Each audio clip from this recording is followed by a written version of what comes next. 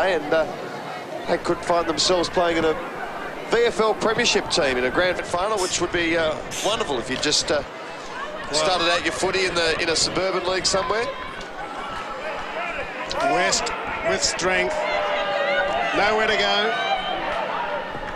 Kelly, oh well, was that a legitimate hand pass? Murphy behind Dealer, had to stop. Good running, Ronnie. Stay in, Ronnie! There he is again. Gets away from Plunkett. Kelly again. Round, good to get a fist on that. Stop Nelson from marking. He's been competitive back there, Phil. Oh, well, I just think the height factor, Ross. I think he would have smothered O'Reilly had he been given the task. And anyway, easy after the event. But I did call it early. Yep. But anyway, 7 goals to O'Reilly. As it's dished out to Anderson. White, well, he's strapped up too. Underneath it, Merrington from Cape. West, back in defence. Running hard, Merrington. Not make it easy for him. Passador and White. Passador, oh, bad mistake. Wood. Passador's fought on well, then tackles a man without it, gives away the free. just the edge in fitness too with players. There's no doubt that the Williamstown standard player, West, say against a Merrington, you can see in the last contest, West stops quicker, Merrington keeps running. If you get that all over the ground, you do suffer, Rob. I'd say that because they're fully professional. You're talking about professional athletes against blokes that are part-time. And they look more athletic, I suspect, as well. Here's White. No, so Riley. Backwell with 2 to go against here. He did pretty well in the end. Gee, Carlton v Sandringham next week, Roscoe. Oh, that would get you excited. Yes, and the other game will be St Kilda Geelong, the winner of that, to play North Ballarat. Oh, what a weekend of football back at Tiac Oval, Port Melbourne, because I know it's Tiac because it says so on the scone that I ate. For the painters and killers. Yeah. Don't you laugh. I'm not. West. Don't drag me into that. Turns it over Dealer. I'm just getting even, Phil. That's it. Murphy. That was Ross Booth, not Phil O'Rourke. King to West. Plunkett. Seagull still running strongly. Oh, he's going to be caught. Plunkett. He wobbles it. And Donaldson fell. Massey ran into a good tackle from Wood. Duke's pushing to the line. John Syracuse over as well. I beg to differ. I think Massey just took straight on. He just took the ball in his hand and said, get out of the way. How does you like? Backwell's coming off. He's had a good day. And Vallejo comes on. A top up from the Northern Territory. Don't suppose he lives up there. Guess he lives down here now. Ignatius Vallejo. Wonderful name. Sounds a touch Catholic, doesn't it? I'm not touching that. Does sound on the Catholic side of the ledger, yes, Phil. Thanks for pointing that out. Chatfield has it now on the half-back flank for the Blues. And this will really buoy them as they head into that vital contest of the qualifying final tomorrow against the D's. And it'll be their VFL clubs going head-to-head next week, Carlton and Sandringham. Murphy called for a big effort in this final quarter, and he's probably given it West. Well, they're 74 points down, and he's still going hard at it. Mark West. Donaldson needs to thread the needle there. Always a tough ask, really. Vance gets it to Chatfield. He'll concede territory, but they've still got it. That was a good little kick to Jukes. Went looking for Murphy. That wasn't so good. White feeds it off. Gosh, look at the numbers they've got. They're toying with them now, the Blues. Nelson will get it back. Fumbled and he's given it up. The season ends for Willie, and Carlton go on to the preliminary final next week, where they will take on Sandringham, and Andrew Buse and his brain trust can only really look on, but he must know that he was beaten by a better outfit on the day, and in the end, very, very big win, and they did it in the second half with 12 goals.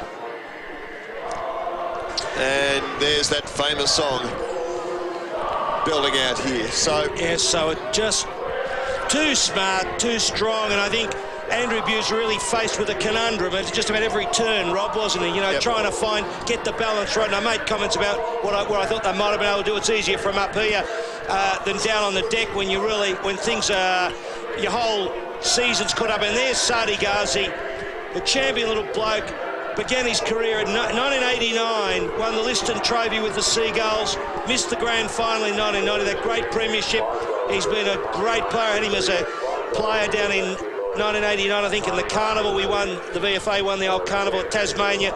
There he is going around, giving his regards to these players. Big round there as well. And good to see from the Blues. I mean, you know, a lot of these players wouldn't be aware of much of the history of the old VFA, VFL, but they seem to be quite aware that Sadi's been a real prominent player in this competition, and today's the end for him after a wonderful career.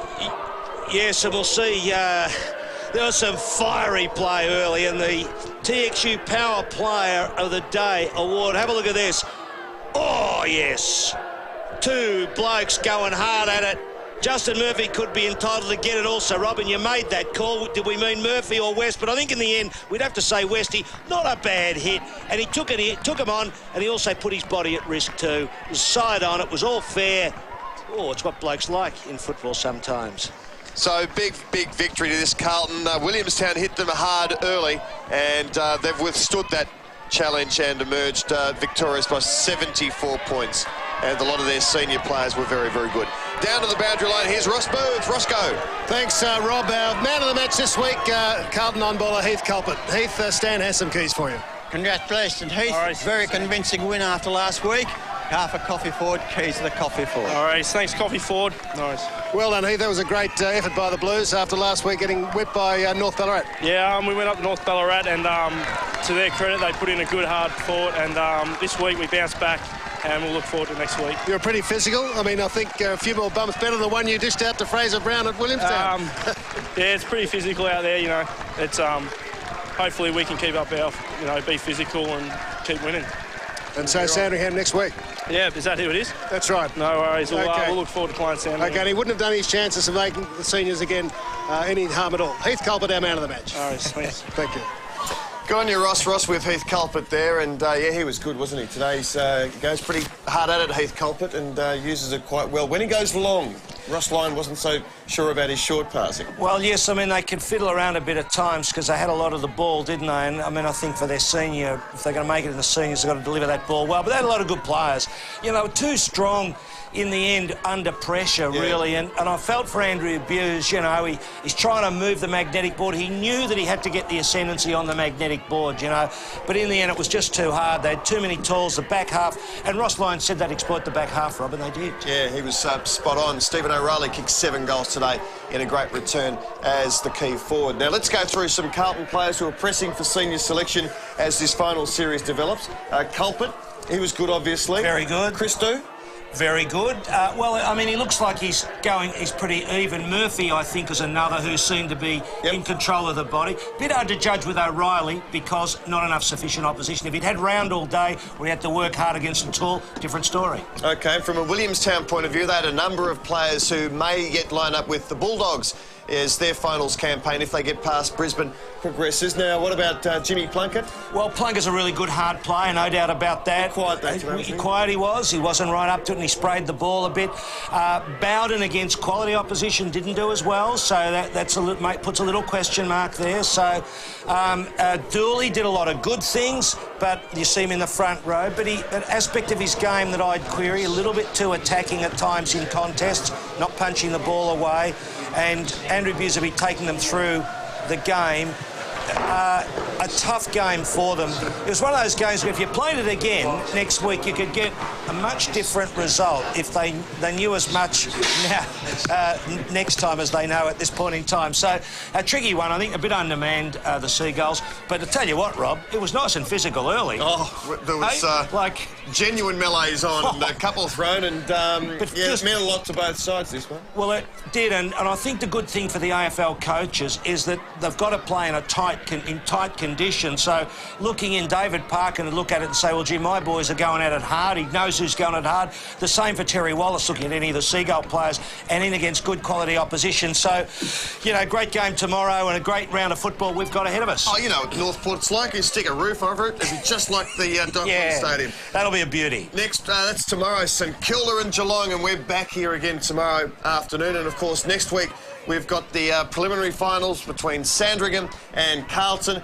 And, of course, North Ballarat takes on the winner of tomorrow's game between St Kilda and Geelong. So it was a good game here, particularly early. The Blues far too strong. Phil, we'll be back tomorrow. Yes, I think David Parker will be happy. And John Elliott, well, he'd be just delighted. See you tomorrow. I could say something that ends in...